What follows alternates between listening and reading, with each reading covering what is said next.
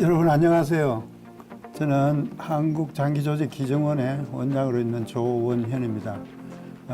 오늘 우리 기증원의 캐릭터인 이 나눔이 또 이어미와 함께 우리 기증원이 어떤 일을 하는지에 대해서 저와 함께 여행을 떠나보시죠.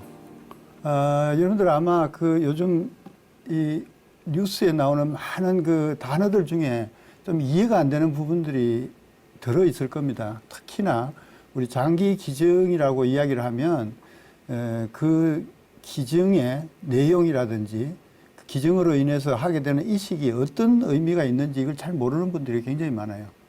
근데 이 장기 기증은 일반적인 그 수술이나 치료하고 달라서 반드시 기증자의 장기가 필요합니다. 그래서 이렇게 기증해주는 사람을 우리가 기증자라고 그래요. 그리고 때로는 공여자라고 이야기하기도 합니다. 그리고 이제 그 기증된 장기를 이식받아서 수술을 받는 사람을 수혜자라고 그러죠. 그래서 그 과정을 우리가 이식이라는 이런 말로 이야기를 하고요.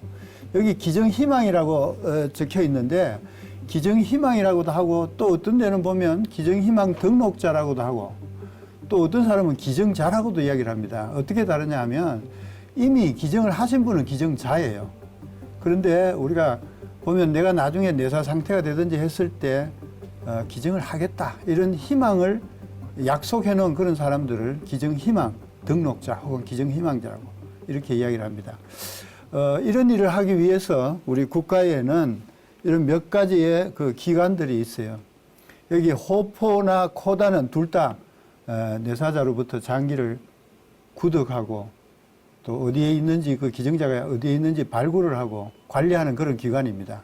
그리고 이게 코노스는 국가기관으로서 이렇게 기증된 장기를 분배해주는 그런 기관이죠.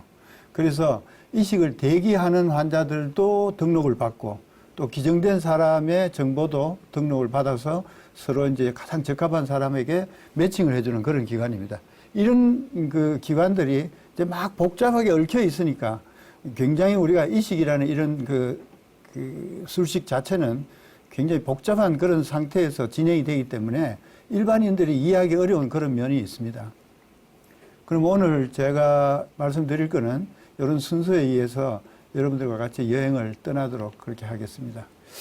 이식이 뭔가, 기증장기가 뭔가, 이거를 알기 위해서 제가 이 기증자가 이식을 할 때까지 그 과정을 잠깐 보여드리겠습니다. 여기 이제 한 분이 누워 있어요.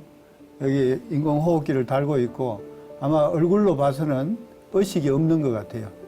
이분은 어떤 상황이냐 하면 간이 전부 이렇게 간경화가 와가지고 이 간 전체가 딱딱해져 있습니다. 그러니까 이 정상적인 기능을 못하는 그런 환자죠. 이런 환자들이 갑자기 이제 간성 혼수가 오는 경우가 있어요.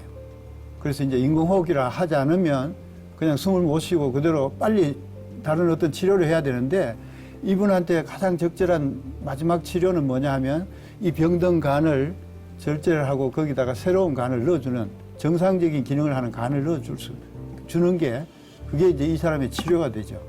그런데 그렇게 해주려고 그러면 누군가가 장기를 줘야 되잖아요. 근데 여기 왼쪽에 보시면 이분은 똑같이 의식이 없고 인공호흡기를 달고 있는데 이분은 교통사고로 머리 쪽에 있는 뇌가 다 망가져서 못 쓰게 된 분이에요. 뇌의 기능이 다 없어진 분이란 말이죠. 우리가 이런 분들을 나머지 배 안에나 가슴 안에 있는 장기의 기능하고 관계없이 뇌의 모든 신경학적인 기능이 소실된 이런 사람을 뇌사라 그럽니다. 그래서 이분은 배 안에 보면 간이 깨끗해요. 그래서 이런 사람의 간을 뇌사가 된 환자의 간이나 심장이나 뭐 폐나 이런 장기를 가족이 동의를 하고 그렇지 않으면 본인이 평소에 기증하겠다 그랬을 때는 이 장기를 병이 있는 환자한테 이렇게 이식을 시켜줄 수 있으면 이분이 살 수 있단 말이죠. 그래서 기증이 확정이 됐으면 이런 수술을 통해서 간이 자기 간을 딱딱해진 간을 절제해내고 건강한 간을 이렇게 이식해주는 이 과정을 이식이라고 합니다. 이렇게 이식을 해주면 환자는 뭐 며칠 내로 이렇게 건강한 모습으로 우리한테 나타날 수가 있어요. 그리고 가정으로 돌아갈 수도 있고 또 직장에 가서 일을 할 수도 있습니다. 이게 이제 이식의 가장 큰 장점이죠. 그러면 여기 아까 보다시피 어디서 우리가 이식해 줄 수 있는 장기를 확보할 것이냐. 이게 이제 굉장히 큰 문제인데요. 이 슬라이드를 한번 보시면 여기에 지금 이 선으로 된 이것이 우리가 2000년도에 장기 이식법이 우리나라에 시행이 됐습니다. 그때부터 2019년 작년 말까지 이렇게 매년 연말에 장기 이식을 기다리는 환자의 숫자예요. 이 숫자는 계속 누적되어 갑니다. 그 전 해에 등록을 했더라도 그 해에 이식을 못하면 그 다음 해에 또 누적되기 때문에 이 숫자는 정말 기하급수적으로 늘어나고 있죠. 근데 우리가 열심히 이식을 합니다. 하는데도 불구하고 여기 파란색 바로 되어 있는 것이 뇌사자 장기 기증자예요. 그런데 이 기증자 숫자가 최근에 들어서 거의 한 500에서 450, 500명 정도에서 지금 거의 변동이 없습니다. 없으면서 이 뇌사자로부터는 한 사람의 뇌사자로부터는 많게는 8개, 이제 작게는 2개나 1개까지도 이 적출을 할 수 있습니다. 그래서 이식 대기자가 있는 그 상황에 따라서 한 사람이 평균 3개 내지 4개의 장기를 기증합니다. 그래서 작년 경우에는 450명의 기증자로부터 이 뇌사자 장기 기증이 몇 건이 됐느냐? 1630건이 기증이 됐어요. 그리고 이제 작년에 살아있는 사람으로부터 기증을 받은 게 2680여 건. 그래서 요즘 한 몇 년 동안에 평균적으로 한 4,000명 정도의 환자가 이식을 받고 있습니다. 생체로부터 받든지 뇌사자로부터 받든지. 그렇지만 이거 2개 4,000명이라 하더라도 여기 기다리는 33,000명에 비해서는 턱없이 작죠. 이렇게 되니까 기다리다가 죽는 사람들이 있습니다.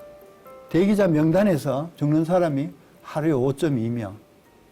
근데 이제 우리가 이게 죽는다고 자꾸 이야기하니까 자꾸 부정적인 이야기가 돼서 우리는 이제 이런 이야기를 합니다. 작년에 우리가 450명이 뇌사자로서 기증을 했는데 1630개의 장기를 우리가 얻었어요. 그러니까 평균을 냈더니 하루에 4.4명을 그 기증자로 인해서 살아났단 말이죠. 그러니까 우리가 마지막 죽는 순간에 뇌사가 돼서 돌아가시는 순간에 어떤 결정을 하느냐, 보호자들이, 가족들이 어떤 결정을 하느냐에 따라서 우리 국민의 상당수가 다시 살 수 있는 그런 상황이 이 장기 기증이라는 그런 형태를 통해서 나타나게 됩니다. 그래서 이제 여기 보시면 우리가 장기가 부족하다 이런 이야기를 organ shortage라는 말을 쓰는데 여기 보면 기증자는 기다리고 있는 사람에 비해서 훨씬 적죠. 그러니까 결국은 이게 어떤 의미가 있느냐. 우리가 경제 논리에서 수요와 공급의 차이가 납니다. 엄청난 언밸런스가 생기죠. 그러니까 여기에서 무슨 문제가 생기느냐. 이런 사회적인 문제가 발생할 수밖에 없어요. 장기가 부족하죠. 부족한 장기는 수요와 공급의 원칙에 의해서 장기를 필요로 하는 사람은 어떻게 해서라도 돈을 주고서라도 혹은 누구를 통해서라도 장기를 얻고 싶어 합니다. 자기 생명을 연장시키기 위해서.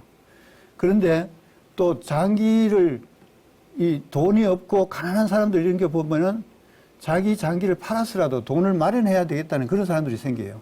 이 두 사람 간의 관계를 잘 연결시켜주는 그런 브로커들이 있고 그 중간책들이 있습니다. 이 사람들은 나타나지 않아요. 우리가 빙산의 일각이라 그러는데 항상 물속에 이렇게 잠겨 있어가지고 이 사람들 잘 나타나지 않습니다. 그런데 마지막에 이제 이 이식 대기자한테 기증자가 생기고 의료인들한테 나타나는 그 순간에는 이 물 밖에 수면 밖으로 나타나는 순간에는 이 밑에 있는 모든 것들이 다 세탁돼서 깨끗한 상태의 장기다. 전혀 매매한 장기가 아니다. 이런 기증자가 나타나고 의료인은 아무것도 모르고 이식을 해주는 그런 경우가 생깁니다. 그래서 이제 이 중간에 수요 공급의 원칙에 따라서 서로 주고받고 팔고 하다가 결국은 장기 세탁이라는 이런 말이 생깁니다. 여러분들 요즘 뭐 사회적으로 돈 세탁하고 뭐 이런 이야기를 많이 하잖아요. 장기도 세탁이 됩니다. 그래서 여기서 중요한 거는 이 기증자라는 것, 판매자, 자기가 원해서 팔기도 하지만 또 다른 원인에 의해서도 팔리기도 해요. 그걸 보면 여기에 기증자가 누가 되느냐.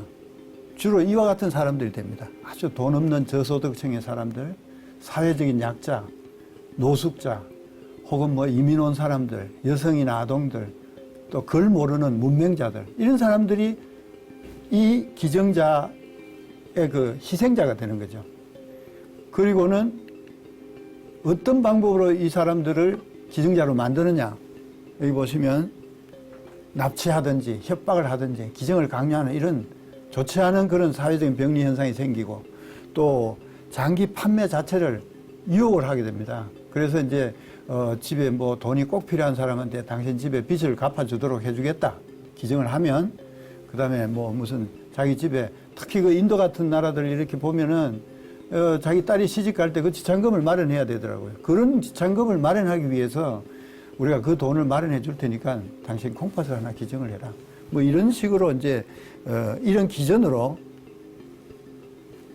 장기를 기증하게 됩니다. 그리고 본인도 모르는 사이에 적출되는 이런 경우들, 문맹자들이 있어요. 무슨 이야기를 했는지 모르고 있는데 나중에 보니까 자기 장기가 적출되어 있는 경우도 있고 국가적인 사업을 하는 나라들도 있습니다. 이거 아주 좋지 않죠. 그래서 국제사회에서 가능하면 우리가 이런 문제들을 장기가 부족한 이 문제 때문에 발생하는 사회적인 문제를 해결하기 위해서 셀프 서피션시라는 말을 사용하기 시작했습니다. 그래서 이거는 스스로 각 나라들이 혹은 자치단체들이 자기 이 법이 관할하는 지역의 국민들 혹은 자치 국민들에게 필요한 장기를 공급해 주도록 노력을 하자. 그래서 이 셀프 서피션시라는 말을 쓰면서 어떻게 큰 그 줄기를 잡았냐 하면 그렇다면 이식을 해야 될 사람 숫자를 줄이면 되지 않느냐는 거죠. 이식할 사람이 없어지면 장기 기증할 필요가 없잖아요. 그래서 이게 큰 줄거리입니다. 우선 병을 예방하고 병이 생기지 않도록 하는 거죠. 이거는 수요를 자꾸 줄이는 겁니다. 그리고 또 한 가지는 만약에 이식해야 될 사람이 그 나라에 뭐 100명이 있든 1000명이 있든 10만 명이 있든 있으면 그 사람들한테 이식해 줄 수 있는 그런 장기의 기증자를 자기 나라에 기증할 수 있는 사람들을 다 발굴을 해서 그 사람들을 기증할 수 있도록 그래서 기증 숫자를 늘리자는 거죠. 그래서 수요는 줄이고 공급은 늘리자는 겁니다. 여기 이제 좀 더 구체적으로 가면 수요를 줄이기 위해서는 이런 공중보건 활동을 하죠. 그래서 질병 예방 활동을 한다든지 본인 스스로 건강을 지키기 이런 일을 하고 또 공급을 늘리기 위해서는 이제 이런 일을 합니다. 이 시민들, 국민들에게 어떻게 하면 이 생명 나눔이라는 것이 얼마나 고귀한 가치를 가진 것인가 이거를 알게 해주는 거예요. 인지시켜 주는 거예요.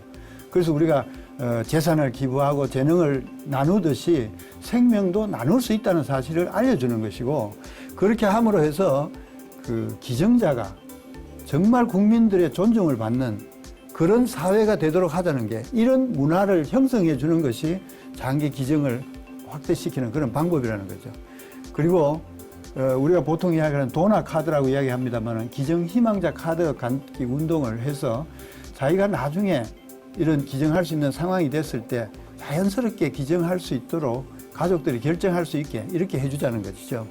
이제 이렇게 하는 것 외에도 국가적으로 이런 국가 시스템이나 법을 가지고 기증은 늘어나게 또 수요는 줄어들게 이런 것들을 법적으로 제도적으로 해주는 것이고 또 여기에 특별히 우리가 이식 기증하려는 사람이 평소에 기증하겠다는 이야기를 했는데도 불구하고 가족들이 나중에 이분이 사망하고 내사가 되고 나니까 가족들이 아유 우리 아버지 어머니 우리 아들 기증 못하겠어 이렇게 본인의 의지하고 관계없이 가족들이 결정해가지고 못하게 하는 경우가 있단 말이죠. 근데 최소한 본인이 기증하겠다고 결정한 그런 내용에 대해서는 모든 사람이 존중을 해서 그 결정이 자기의 의지가 성취될 수 있도록 해주는 것이 이게 이제 우리가 각 국가에서 해줘야 될 그런 일들입니다. 그리고 이제 전 세계적으로는 불법적인 장기 매매나 기증이 근절되도록 하는 이런 국가적인 서로 간에 어떤 약속이 있어야 되겠다. 그래서 장기 매매 안 되겠다. 또 그리고 장기 이식을 하기 위해서 이리저리 다른 나라로 다니는 거 안 되겠다. 그리고 이식 기증자를 만들기 위해서 뭐 협박을 하고 유혹을 하고 강요를 하는 이런 일들을 하지 못하도록 해야 되겠다. 그래서 이런 모든 다방면에 이런 일들을 통해서 수요는 줄이고 공급은 늘리자는 것이 WHO의 어떤 방향이고 또는 이식에 전문적으로 관여하는 그런 학술단체들의 요구입니다.